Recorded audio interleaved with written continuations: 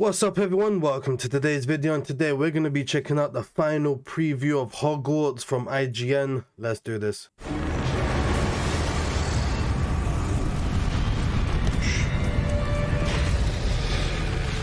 We do not live in a world rich with great Harry Potter games. Nobody harbors warm feelings for the horde of chintzy, cynical movie tie-ins that plagued the PS2 and Xbox during the mid-2000s. Old school. So, when Portkey Games unveiled the big-budget Hogwarts Legacy in 2020, it was clear that the studio was aiming spectacularly high with its interpretation of Harry Potter. Fully agree with what he's saying. Like me personally, I've been waiting for a banging Harry Potter game for a long time.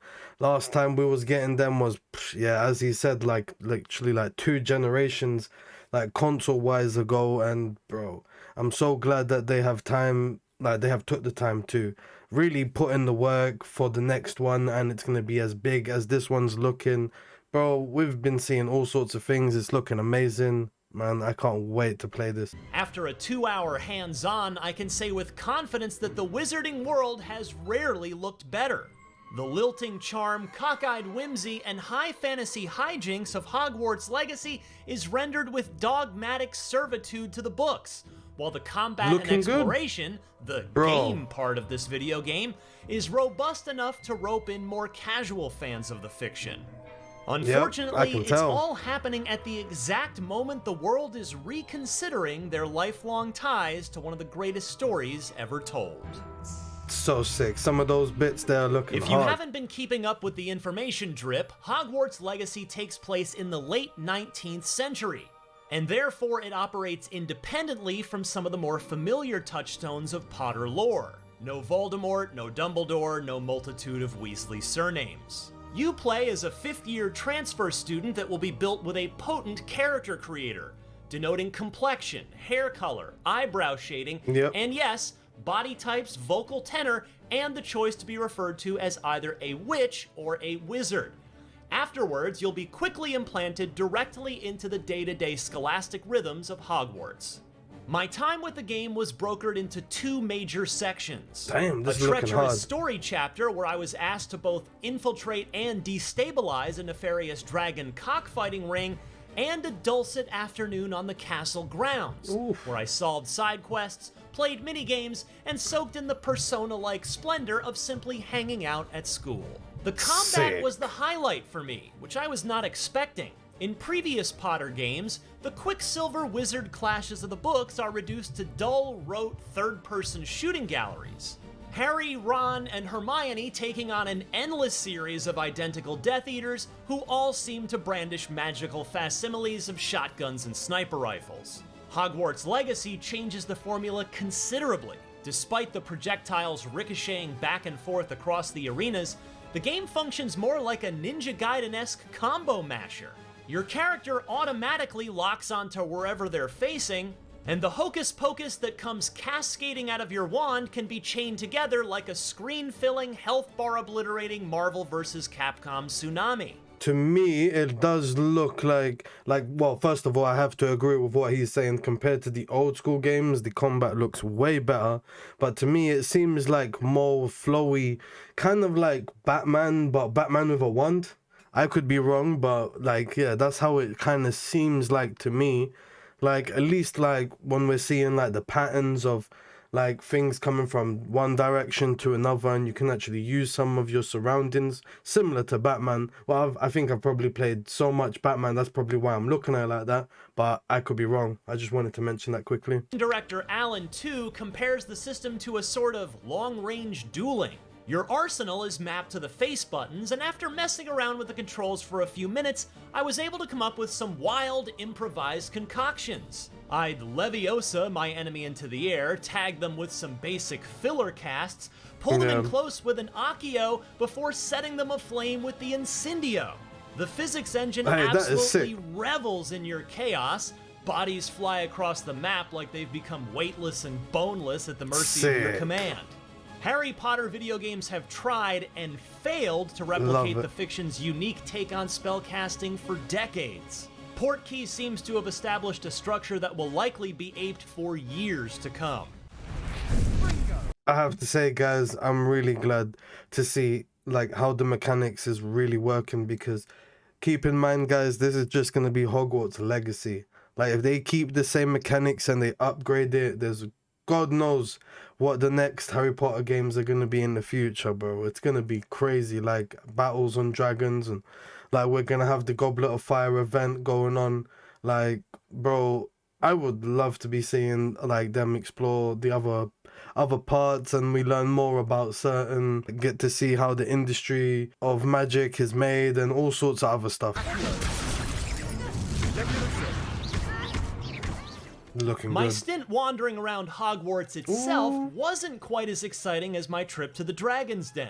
My character enjoyed a peaceful free roam back at home on the back of their flying broom, the Sick. Roach of Hogwarts Legacy, where they poked around nooks and crannies of the castle, soaking up collectibles, deciphering basic puzzles, and completing the menial tasks assigned to me by my classmates. One of them accidentally put a charm on her books that caused them to flutter around in the air. I Akio'd them back into her possession. Outside in the Sick. courtyard, I joined a round of what can only be described as wizard's curling. My adversary and I used our wands to usher a set of leather balls down a wooden platform. The closer they got to the edge without falling off, the more points we'd score. These distractions were pretty lightweight. Portkey didn't allow us to delve into, say, potions class or a meaty side quest digression, which left me hoping that Hogwarts Legacy will include some finer character moments outside of the core campaign. Without a doubt they are, guys, because they have to just, like, you know, for this early stuff, they only have to allow certain things, because I reckon they're gonna have a lot more other stuff. Like, bro, these guys are really doing good work when it comes to the game. I'm really impressed at the amount of effort they have put, quite frankly.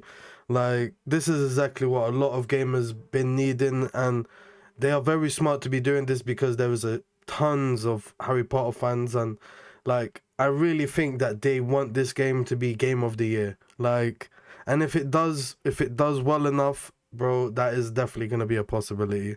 Let us broker a genuine camaraderie with the other denizens of the school. A Harry Potter game can only hit its marks if, by the end of the runtime, we're willing to lay down our lives for a kindly groundskeeper or an eccentric headmaster. It should also be said that Hogwarts Legacy appears to be swimming in the darker edges of the canon. It was shocking to see that one of the spells on my combat hotbar was Crucio, better known to the layman as the torture spell, which inflicts searing white-hot pain in its target. In the Harry Potter universe, Crucio is one of the 3 unforgivable curses, a huge no-no. Perhaps these are the themes Hogwarts Legacy intends to deal with. How did Crucio become unforgivable anyways? Yeah, Some all of of the that. finishing I moves would love equipped to my character learn all were that. similarly macabre. After charging up a meter and tapping the 2 shoulder buttons, my avatar could reduce a rival wizard into a pile of sooty Looney Tunes dust.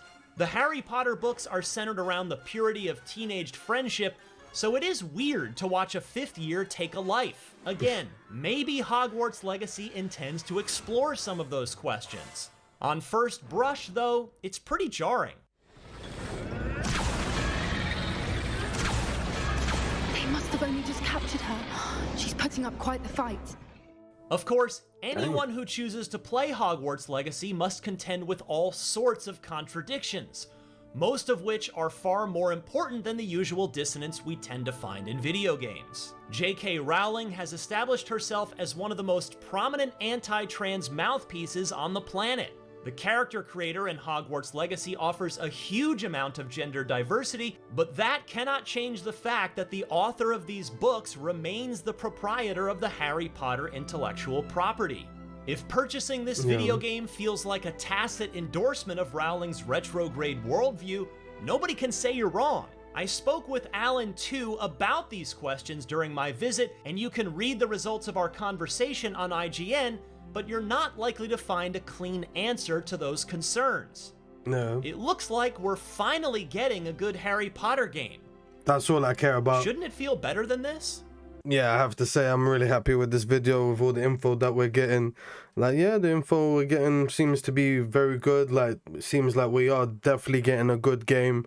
And of course, the game could be a bit better and stuff like that. Of course, there's always going to be little things here and there with any game. There is no such thing as a perfect game.